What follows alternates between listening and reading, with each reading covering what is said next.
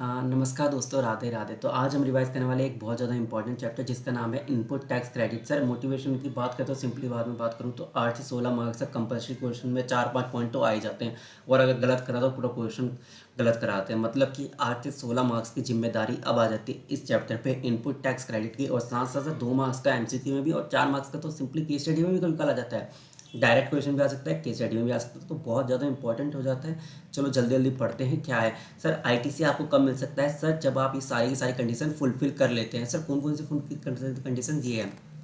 पहला तो सर आप होने चाहिए रजिस्टर्ड पर्सन। सर मैं हूँ अनरजिस्टर्ड पर्सन, नहीं मिलेगा। आपने कोई गुड्स एंड सर्विस रिसीव करी हो, आपके पास टैक्स इनवाइस होना चाहिए। सर टैक्स इनवाइस के बिना आपके पास नहीं होना चाहिए। टैक्स इनवाइस हो गया, डेबिट नोट हो गया, bill of entry, other such document जो कि आपको बता दें कि आप एलिजिबल हैं, आपको इनपुट टैक्स क्रेडिट मिलना चाहिए। और सप्लाई ने जीएसटीआर 1 फाइल कर दी हो, एंड जीएसटीआर 1 फाइल करने के बाद रिसिपिएंट को जीएसटीआर 2B में वो इनपुट मिल जाएगा। और जीएसटीआर 2B में मिलने के बाद भी ना सप्लाई को जीएसटीआर 3B में पेमेंट कर देनी होगी। अगर सप्लाई ने अगर पेमेंट नहीं पे करा तो रिसिपिएंट को वो जो इनपुट टैक्स क्रेडिट मिला था ना वो सारा का सारा रिवर्स करना पड़ेगा आईटीसी, वो भी 180 डेज़ के बाद। मतलब 180 डेज़ का समय दिया था कि सप्लायर तू भाई पेमेंट कर दे, अगर नहीं पे करा तो आपको इंटरेस्ट एट द रेट 18% के हिसाब से रिवर्स करना होगा इनपुट टैक्स क्रेडिट जो भी आपने लिया था। अब बात करते हैं कैपिटल गुड्स का, ध्यान समझिएगा, 1 मार्क्स का क्वेश्चन आ जाता है। आपको बोला जाएगा सर कैपिटल गुड्स था सर 1 लाख का परचेज करा था, उस पर 18% जीएसटी हो गया 18,000, और ना सर क्या कर रहा है रिसिपेंट उनसे 18,000 पे डेप्रिसिएशन क्लेम कर रहा है। ध्यान से पढ़ लेना, डेप्रिसिएशन क्लेम कर रहा है नहीं कर रहा है। अगर डेप्रिसिएशन क्लेम कर रहा है तो उसका आईटीसी नहीं मिलेगा, लेकिन अगर डेप्रिसिएशन क्लेम नहीं कर रहा तो आप आईटीसी ले सकते हैं। ये वर्ड ध्यान से मुझेगा, इंक्लूडिंग डेप्रिसिएशन है या एक्सक्लूडिंग है। जो डेप्रिसिएशन क्लेम कर रहा है वो एक्सक्लूडिंग आईटीसी है या इंक्लूडिंग आईटीसी है? इंक्लूडिंग आईटीसी है तो क्या मिलेगा? नहीं मिलेगा। एक्सक्लूडिंग आईटीसी तो इनपुट मिल जाएगा। ये क्वेश्चन याद से पढ़ लीजिएगा। टाइम लिमिट क्या हो सकती है? सर 30 डे ऑफ नवंबर, जब नवंबर की 30 डे की जब आप रिटर्न फाइल करते हैं जीएसटीआर 3B में इनपुट लेते हैं, जो जो ड्यू डेट होती है वो, मतलब सिंपली जब पेपर में क्वेश्चन आएगा तो आपको ये लिखना है 30 डे ऑफ नवंबर और एनुअल रिटर्न फाइलिंग की ड्यू डेट, बस बात खत्म। आपको पहले 30 डे ऑफ नवंबर की ड्यू डेट क्या है जो भी है, एंड एनुअल रिटर्न की फाइलिंग की जो ड्यू डेट है 31 दिसंबर, उसके according which ever is earlier पे ही आप इनपुट टैक्स क्रेडिट ले सकते हैं। अब tax credit in case of new registration, new registration कितने तरीके से? 2 तरह, compulsory and voluntary. Compulsory and voluntary याद रखना, कंपलसरी एंड वॉलंटरी किस टाइप का क्वेश्चन आया, कंपलसरी का आया या वॉलंटरी का है? ध्यान से मुझे, कंपलसरी का आया या वॉलंटरी का? अगर कंपलसरी का आया तो आपको ये ध्यान रखना होगा कि जो कंपलसरी रजिस्ट्रेशन लिया था विद इन 30 डेज के अंदर में लिया है नहीं लिया, रेड से हाईलाइट करा, मोस्ट इंपॉर्टेंट है। विद इन 30 डेज में लिया है तो क्या होगा sir? Input tax credits of inputs, semi finish goods, stock या फिनिश गुड्स कोई भी हो, उन सबका सर आपको मिल जाएगा input immediately preceding the date. कौन कब से मिलेगा? इमीडिएटली प्रीसीडिंग द डेट जब आप एलिजिबल हो, मतलब 18 तारीख को लेट समझूम आप एलिजिबल हो तो 17 तारीख की रात में जितना भी आपके बाद input semi finish goods and finish goods जो भी पड़ा है उन सबका आपको इनपुट टैक्स क्रेडिट मिल जाएगा। लेकिन कैपिटल गुड्स का ना बाबा ना हो पाएगा, हम नहीं दे सकते। लेकिन अगर आपने 30 दिन के बाद अगर आपने अप्लाई करा है तो भूल जाओ भाइयों, कोई टैक्स क्रेडिट नहीं मिला जाएगा। जो रात में अगर पड़ा भी था कोई स्टॉक तो उसका भी इनपुट टैक्स क्रेडिट नहीं मिलेगा नए सिरे से। मतलब कि अगर 31 तारीख को आपने अप्लाई करा, मतलब 30 दिन के बाद अप्लाई करा, तो आपके पास जो भी स्टॉक पड़ा था उन सबका नहीं मिलेगा। और अगर मान लो 14 तारीख को आपका रजिस्ट्रेशन मिला 14 फेब को, तो क्या होगा? 14 फेब से पहले जो भी घटनाएं हुई थी उसके लिए हम जिम्मेदार नहीं। 15 फेब के बाद दूसरी नई स्टार्टिंग करेंगे, तो 15 फेब के बाद जो भी आप स्टॉक परचेज करते हैं, खरीदते हैं, बेचते हैं, तो उन सब का आपको मिलेगा। मतलब 14 फैब को जो भी घटना घटी थी उससे पहले हम जिम्मेदार नहीं थे, नहीं मिलेगा। वॉलेंट्री रजिस्ट्रेशन, वॉलेंट्री रजिस्ट्रेशन मतलब कि मेरा खुद का मन था, मैं लेना चाहता हूँ रजिस्ट्रेशन, तो ले लेना भाई, मना थोड़ी ना करा है। लेकिन आपको जो इनपुट मिलेगा वो कब से मिलेगा? Immediately preceding the date of the grant of registration. Voluntary की डेट में क्या है? Immediately preceding the date of grant of registration. Registration grant हुई थी डेट, मान लो 15 फैब को उसने हाँ बोल दिया, फैब को डिपार्टमेंट बोला सर हमें मंजूर है, तो 14 फैब को जब अब मंजूरी मिल गई है तो उससे पहले 13 फैब की रात में जो भी घटनाएं घटी थी उस समय तक जो भी मिला था, मतलब इसके इनपुट सेमी फिनिश गुड या फिनिश गुड, इन तीनों का आपको इनपुट मिल जाएगा। लेकिन कैपिटल गुड्स का ना बाबा ना, हमसे ना हो पाएगा। कैपिटल गुड्स के लिए हम जिम्मेदार नहीं है, कैपिटल गुड्स का कोई इनपुट नहीं मिलेगा। अब बात करते हैं कंपोजिशन स्कीम से नॉर्मल स्कीम पे जा रहे हैं। मतलब क्या हुआ सर? कंपोजिशन स्कीम में ना आप पहले इनपुट का टैक्स क्रेडिट ले रहे थे, ना आप टैक्स चार्ज कर रहे थे। तो इस केस में क्या होगा सर? सिंपली ध्यान समझना, इसमें पार्ट ऑफ द मंथ तो ऐसा कुछ आएगा नहीं, क्योंकि आपने मान लो कि 15 अक्टूबर को सोचा चलो हम ना अब नॉर्मल टैक्स पेपर में आ जाए तो नॉर्मल के लिए क्या होगा सर, आपको अक्टूबर के बाद नवंबर में अप्लाई करोगे ना, तो मतलब क्या होगा, आप बताओगे डिपार्टमेंट है, डिपार्टमेंट सुनना सुनना ज़रा थोड़ा सुनना, 31 अक्टूबर के बाद से ना हमारा मतलब 1 नवंबर से हम नई शुरुआत करना चाहते हैं और 1 नवंबर से हम नॉर्मल टैक्स स्कीम में आना चाहते हो। तो बोलेगा ठीक है सर 31 अक्टूबर तक का ठीक है छोड़ो, लेकिन जब से आप आ रहे हो ना तो जो इंटाइटल्ड है ना, जो भी इनपुट आपका tax credit semi finish good and finish good जो भी था ना, उन सबका मिल जाएगा इनपुट जो भी आपके पास रखा था, ठीक है। From composite 60% shall be entitled for input tax credit held in stock, semi-finished good and finished good on the capital good date of immediately preceding date becomes liable to capital goods के बारे में अगर हम बात करें तो 5% part of the quarter या पर क्वार्टर आपका हो जाएगा डिसअलाउड। सर सिंपली वर्ड में अगर मैं बात करूँ सर, हमने सोचा था अक्टूबर के महीने में हम आ जाएंगे, तो उसने बोला 1 नवंबर को हमने अप्लाई कर दिया, 1 नवंबर से हमारे नॉर्मल, तो उसने बोला कि पर quarter part of the quarter 5% का इनपुट आपको रिड्यूस करके रिवर्स करना होगा। मतलब क्या हुआ, वो मिल जाएगा। मतलब क्या हुआ सर, जनवरी मान लो कि 1 जनवरी को लिया था आपने कोई भी मशीनरी, ठीक है, 1 लाख की, तो 1 जनवरी फरवरी मार्च फर्स्ट क्वार्टर हुआ, फिर अप्रैल मई जून दूसरा क्वार्टर रहा, जुलाई अगस्त सितंबर तीसरा क्वार्टर हो, अक्टूबर पार्ट है आधा है, ठीक है, अक्टूबर है, तो क्या हुआ सर को फुल क्वार्टर मान लेंगे, मतलब 4 क्वार्टर हो गए, ठीक है, तो 4 इंटू में 5% कर लेंगे तो हो गया 20%, 20% निकालेंगे 18,000 का, तो ये तो आपको इनपुट नहीं मिलेगा, और इंटू में कर देंगे मतलब 80% आपको इनपुट मिल जाएगा 18% का, मतलब लिखेंगे 18,000 माइनस में 20%, उतना आपको इनपुट नहीं मिलेगा, बाकी का आपको मिल जाएगा। अब बात करते हैं एग्जाम सप्लाई बिकम्स टैक्सेबल। पहले हमने पढ़ा कंपोजिट स्कीम से न्यू नॉर्मल स्कीम में जा रहे हैं, अब बात करते हैं एग्जाम सप्लाई बिकम्स टैक्सेबल। जब ध्यान से समझना, यहीं से क्वेश्चन घूम कर आते 4 मार्क के। और एक रिक्वेस्ट है हाथ जोड़ के, यार कोई चैनल सब्सक्राइब नहीं कर रहा है तो आप चैनल सब्सक्राइब कर लो, इतनी मेहनत कर रहे हैं, मतलब क्या बताऊँ मैं, अभी माहौल भी ऐसा है। हाँ, तो हमने क्या बात करी थी, कंपोजेंट सप्लाई जो थी, इस कंपोजेंट स्कीम से आप आ गए नॉर्मल स्कीम से, क्या होता था, कंपोजेंट स्कीम थे अब आ गए नॉर्मल स्कीम में, तो 5% पर क्वार्टर और part of the there of the आपको रिड्यूस करके इनपुट मिल जाएगा। अब बात करते हैं exempt supply become taxable. Sir जब एग्जाम सप्लाई बिकम हो गई टैक्सेबल, जो भी आपके पास इनपुट गुड्स रखे हुए थे, फिनिश गुड जो भी रखे हुए थे ना, मतलब क्या हुआ, पहले हमने बात करा एग्जाम सप्लाई बिकम हो गई टैक्सेबल, तो input goods semi finish goods या फिनिश गुड तो सेम ही रहता है सर, जो भी आपके पास रखे थे मिल जाएंगे, ठीक है। और इनकी अगर बात करें तो सेम क्राइटेरिया 5% पर क्वार्टर ऑफ ईयर और पर डेयर ऑफ सेम। अगर क्वेश्चन हम बात करें 1 जनवरी को लिया था, अक्टूबर में हमने अचानक नोटिफिकेशन आया कि सर वो क्या हो गया सर, टैक्सेबल हो गया, तो वही 4 मंथ हो जाएंगे, जनवरी फरवरी मार्च 1 महीना, अप्रैल मई जून 2 महीना, जुलाई अगस्त सितंबर 3 महीना, अक्टूबर के बीच में आ गया, कोई नहीं सर हम पार्ट ऑफ द क्वार्टर को फुल क्वार्टर मान लेंगे, 4 महीना, 4 क्वार्टर हो गए, 4 क्वार्टर इंटू में 5% हो गया, टोटल 20%, 20% 18,000 का कर दो, वो आपका हो जाएगा डिसअलाउड। अब जो मैं बताया था कन्फ्यूजन का पार्ट, अब यहाँ आ जाओ, नॉर्मल स्कीम से कंपोजिट स्कीम में जा रहे हो, नॉर्मल स्कीम से कंपोजिट स्कीम में जा रहे हो तो क्या होगा सर, नॉर्मल स्कीम से सर कंपोजिट स्कीम में जा रहे हो तो पहले तो सर जो भी आपके पास इनपुट टैक्स क्रेडिट जो भी स्टॉक लिया था उन सबका पहले तो रिवर्स कर लो, ठीक है। उसके बाद जो कैपिटल गुड्स होगा ना, तो उसके लिए जो आपको ना एक लाइफ अज्यूम करनी होगी 60 महीने की। सर ऐसा कैसे, मतलब मेरा तो जो गुड्स था सर उसकी लाइफ मान लो सर 10 साल थी, 10 साल इंटू में 120 मंथ थे, ये तो 60 महीने का है। हाँ, इसने बोल दिया तो बोल दिया, बात खत्म। वो आपका कंपनीज एक्ट हो सकता है, कोई भी इनकम टैक्स एक्ट हो सकता है, मान लो गोली बांटो खुशी, यहाँ पे जीएसटी में मारा जाएगा बस 60 महीना, 60 महीना, 60 महीना, याद रखना 60 महीना। अब क्या हो सर, हम नॉर्मल टैक्स पेबल से आप कंपोजिट स्कीम में आ गए, मतलब अक्टूबर के बाद आपको लगा कि यार मज़ा नहीं आ रहा, टैक्सेबल हो जाते हैं। टैक्सेबल हुआ तो क्या हुआ सर, आपके पास जो भी 31 अक्टूबर के बाद जो भी माल पड़ा था उसका तो पहले तो इनपुट स्टॉक जो भी लिया था उन सब का रिवर्स कर दो, और हम 60 मंथ से हम डिवाइड करेंगे, तो पहले हमें देखना हो कितने महीने हो चुके हैं। जनवरी में लिया था, मान लो 15 जनवरी, तो फुल महीना मानेंगे, तो जनवरी फरवरी मार्च अप्रैल मई जून जुलाई अगस्त सितंबर अक्टूबर, 10 महीने आप यूज़ कर चुके हैं, 10 महीने आप यूज़ कर चुके हैं as a normal tax payable.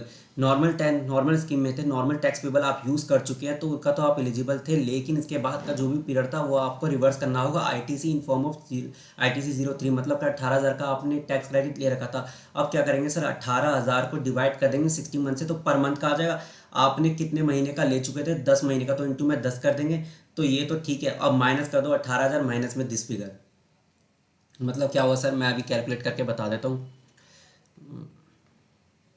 Simple चलते हैं कैलकुलेटर। 18,000 का लेट्स सपोज इनपुट का, ठीक है। अब हम डिवाइड कर लेंगे 60 से, तो पर मंथ का आ जाता है 300 रुपये का इनपुट। तो आपको जो 10 महीने से हुआ तो 3,000 का, अब माइनस कर दो 18,000 का, तो कितना आपको रिवर्स करना होगा सर? 15,000 का इनपुट आपको अब करना होगा रिवर्स। नॉर्मल स्कीम से कंपोजिट स्कीम में आ रहे हैं तो ये सारा का सारा इनपुट रिवर्स करना होगा सर। आई कौन सा फॉर्म लगेगा? फॉर्म लगेगा ITC 03, supply of capital goods.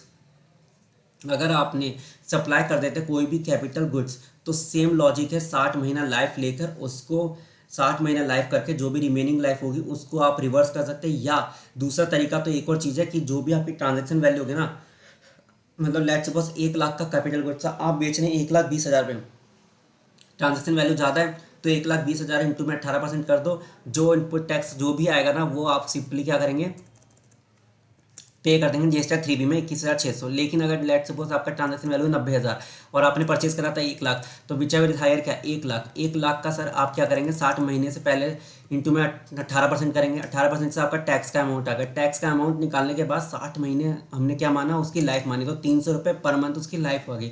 आपने कितने महीने यूज़ करता था? 10 महीने, तो 3,000 हो गया। अब 3,000 को आप क्या है सर, 18,000 आप ले चुके थे, 3,000 के लिए एलिजिबल थे, तो आपको रिवर्स कितना करना होगा सर? 15,000। सर इस पर भी क्वेश्चन आता है इंटर एंड फाइनल लेवल दोनों पे। अब बात करते हैं taxable as well as exempt supply, तो बहुत ज़्यादा इजी, प्रोपोर्शनल कर लेना जितना भी था। टैक्सेबल अपॉन में टोटल, इनटू में इनपुट, एग्जाम अपॉन में टोटल, इनटू में इनपुट, वही अपॉर्चुमेंट, ये सब ठीक है, ये सब बहुत इजी कर लेना, ठीक है। अब आते हैं मेन मेजर टॉपिक पे जिसका नाम है ब्लॉक क्रेडिट, सेक्शन नंबर 17(5). दोनों इंटर एंड फाइनल वाले हाथ उठा के बोलो भाई आएगा आएगा आएगा, और आता ही है।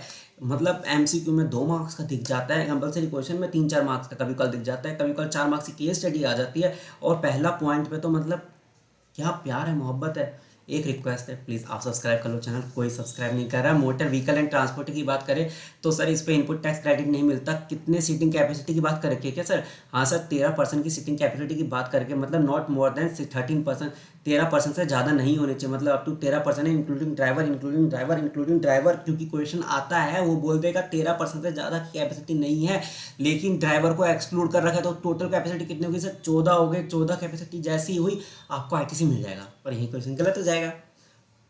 मतलब मेरे को याद है ये क्वेश्चन आया था और मैक्सिमम लोगों ने क्वेश्चन गलत करके आए थे। नॉट मोर देन 13% लिखा हुआ है, not more than 13% including the driver, including the driver. Question में आया था एक्सक्लूडिंग द ड्राइवर, और वो जैसे ही इंक्लूड करते तो टोटल कैपेसिटी हो जाता है 14, और आपको मिल जाएगा ये इसका इनपुट, ठीक है। लेकिन कुछ केसेस होते हैं जब नॉट मोर देन 13 कैपेसिटी फिर भी आपको इनपुट टैक्स क्रेडिट मिल जाता है। क्या सर? हम खुद ही बेचते हैं, हमारा डीलरशिप है सर, हम तो वैगनर गाड़ी बेचते खरीदते मैन्युफैक्चर से, तो मिल जाएगा।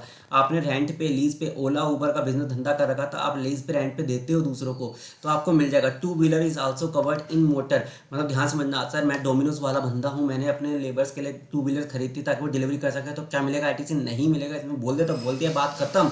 लेकिन इसमें बोला कि टैक्स क्रेडिट मिल जाएगा अगर आप ना गुड्स ट्रांसपोर्टेशन के लिए वो बनी हुई है। मतलब क्या हो सर, हम बात करें JCB मशीन की, ना कि 2 व्हीलर की। 2 व्हीलर को आप देख के बोल सकते हैं सर पर्सनल यूज़ में अपने आने जाने के लिए ले रहे हैं, लेकिन JCB मशीन, रोलर मशीन को, कॉन्क्रीट मिक्सचर को, ट्रैक्टर को देख के कोई बोल सकता है ट्रैक्टर जा रहा हो भाई घूमने चलते हैं बहुत मज़ा आएगा, या रोड रोलर मशीन चल रहा है, मिक्सचर व्हीकल जो जा रहा है उसके अंदर कॉन्क्रीट मिक्स करना है, तो इसको देख के कोई नहीं बोल सकता। ये देखते ही पता चल रहा है कि सर एक गुड्स ट्रांसपोर्ट करने के लिए ही बनाई गई है ये सब मशीनरी या वो मोटर व्हीकल, तो इसका ITC आपको मिलेगा। इस पर सीटिंग कैपेसिटी की बात नहीं होती है, ध्यान से समझना, सीटिंग कैपेसिटी की बात नहीं होती। आपको बोलेगा सर ट्रैक्टर लिया था, सीटिंग कैपेसिटी 3 है, इनपुट टैक्स क्रेडिट मिलेगा? हाँ सर मिलेगा, गलती मत करना। No tax credit for vessel and aircraft, vessel and aircraft में नहीं मिलेगा, लेकिन अगर आपने supply of such vessel and aircraft का बिजनेस है तो मिल जाएगा। Transport of passenger go air India मिल जाएगा। हम ट्रेनिंग प्रोवाइड करते हैं गो एयर इंडिया, तो मिल जाएगा। हमने एक स्कूल खोल रखा था तो मिल जाएगा। हम ट्रांसपोर्ट रेंट हायरिंग पे दे रहे हैं तो मिल जाएगा। Sir general insurance service repair और मेंटेनेंस का खर्चा हमारा मिलेगा? सर नहीं मिलेगा। अगर आपको पहले और दूसरे पॉइंट में अगर इनपुट नहीं मिल रहा है, लेकिन अगर पहले दूसरे पॉइंट में अगर आपको इनपुट टैक्स क्रेडिट मिल रहा है तो जनरल इंश्योरेंस सर्विस रिपेयर और मेंटेनेंस का खर्चे का इनपुट मिल जाएगा। नो टैक्स क्रेडिट अलाउड, ध्यान समझना इंटर एंड फाइनल दोनों के लिए, क्योंकि इस पे भी 1 मार्क से पता नहीं क्यों पूछते आता है। फूड एंड बेवरेज, हमने पार्टी करी मस्त, तो क्या मिल जाएगा? नहीं मिलेगा। ब्यूटी ट्रीटमेंट में वो चलेगी अपना बालों को मस्त कराने, तो क्या मिलेगा? नहीं मिलेगा। Health service, cosmetic, plastic surgery, plastic surgery पे भी नहीं मिलता है। लाइफ इंश्योरेंस, हेल्थ इंश्योरेंस नहीं मिलता है। मैंने अपने वर्कर्स के लिए लाइफ इंश्योरेंस कराया, हेल्थ इंश्योरेंस कराया, नहीं मिलेगा। Membership fee of club, health, fitness centre नहीं मिलेगा। ट्रैवल बेनिफिट कोई भी हो, एम्प्लॉय के लिए लिया हो, अपने लिए हो, नहीं मिलेगा। कंस्ट्रक्शन करा रहे कोई इमूवेबल प्रॉपर्टी, अपनी बिल्डिंग कंस्ट्रक्शन करा रहे हैं तो नहीं मिलेगा। लेकिन मेरा धंधा यही है, मैं तो बिल्डर हूँ सर, मैं तो करा के ही देता हूँ दूसरों को, तो क्या आपको मिलेगा बिल्डिंग के इक्विपमेंट का? तो हाँ जी सर, आपको सबका सर इनपुट मिल जाएगा। Plant and machinery sir, inter वालों जरा आपके 4 मार्क्स से केस स्टडी की बात कर ले एक बार सर। इस पे क्वेश्चन आया था, प्लांट एंड मशीनरी दे रखी थी टेलीकम्युनिकेशन टावर, तो क्या उस पर इनपुट मिलेगा सर? टेलीकम्युनिकेशन टावर पे इनपुट नहीं मिलेगा, क्योंकि वो प्लांट एंड मशीनरी की डेफिनेशन से हटा रखा है। Plant and machinery means apparatus, equipment, machinery fix to earth by foundation or structure support by making outward supply. क्या मेकिंग का था? Outward supply goods service, but specifically exclude कर रखा है 3 चीज़ों को, land, building or another civil structure. Sir कोई civil structure बना रखा है ताकि उसके ऊपर मशीनरी ला के रख सके, सर डिस अलाउड है, बात खत्म। आपको बाकायदा ज़्यादा बोला जाएगा कि सर ISO मार्क के अकॉर्डिंग सर ये स्ट्रक्चर बनाना बहुत जरूरत है, तभी ये मशीनरी फिटनेस, नहीं, बात खत्म। सिविल स्ट्रक्चर बढ़ा गया, नहीं मिलेगा। टेलीकम्युनिकेशन टावर था, नहीं मिलेगा। इन 2 पॉइंट पे जनरली क्वेश्चन आता है। थर्ड पॉइंट है pipeline laid outside the factory premises. Sir कौन सी पाइपलाइन है? सर जो नालियों में जो होता है ना, फैक्ट्री प्रेमिसेस के बाहर जो नालियों में कभी कभार हम पानी वेस्टेज के लिए बिछा देते हैं, तो उसकी बात होती है, जनरली नहीं मिलता। लेकिन हमने फैक्ट्री के इनसाइड जैसे वाटर प्योरीफायर के कोई पानी लगा रखी थी, कर्मचारी के पीने के लिए पाइपलाइन बिछा रखी थी, या वेस्टेज आउट के लिए पाइपलाइन बिछा रखी, तो वो मिल जाता है।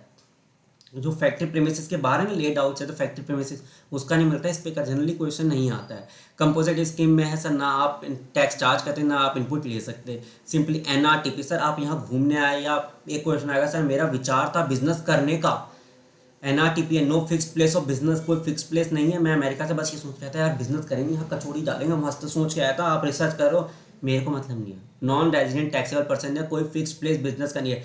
No fix place of business, आप सोच रहे हैं, ये क्वेश्चन आ रहा था no fix place of business है तो आपको इनपुट टैक्स क्रेडिट नहीं मिलेगा।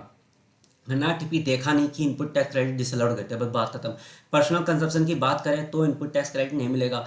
गुड स्टोरी हो गया, डिस्ट्रॉयड हो गया, रिटर्न ऑफ हो गया, आपने खुद गिफ्ट दे दिया, फ्री सैंपल दे दिया, आपको मन था 14 Feb को गए, आपने कोई एक अपने स्टोर में रखा हुआ था ज्वेलरी, वो आपने गिफ्ट दे दिया अपनी सहेली को, तो क्या आपको उसका इनपुट टैक्स क्रेडिट मिलेगा? नहीं सर। अगर आपने ITC ले रखा था तो आप रिवर्स करें, आपको क्वेश्चन आएगा सर हमने गलती से ITC ले लिया था और हमने बाद में उसको गिफ्ट में डिस्ट्रीब्यूट करते तो क्या करेंगे? ITC रिवर्स करेंगे, सिंपल। ठीक है।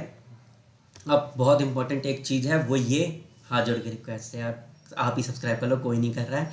आखिरी पॉइंट पे आ चुके हैं, ठीक है। तो जीरो रेटेड सप्लाई की बात करें तो सर जीरो रेटेड सप्लाई है तो क्या हुआ सर? इनपुट टैक्स क्रेडिट नहीं मिलेगा। जीरो रेटेड सप्लाई है सर, हमने एक्सपोर्ट को प्रोमोट करने के लिए जीरो रेटेड सप्लाई दी थी, तो इसका इनपुट टैक्स क्रेडिट मिलेगा, नहीं मिलेगा मत सोचना, गलती से निकल गया था। I repeat, zero rated supply था, एक्सपोर्ट कर रहे हैं या SEZ यूनिट को या SEZ डेवलपर को आप सप्लाई कर रहे हैं, तो इन केस में ये सब सप्लाई जीरो रेटेड सप्लाई होती है, इसका इनपुट टैक्स क्रेडिट आपको मिलता है। और अगर ज़्यादा हो गया तो आपको उसका रिफंड भी मिल जाता है। रिफंड के चैप्टर में बच्चे से बात करा है।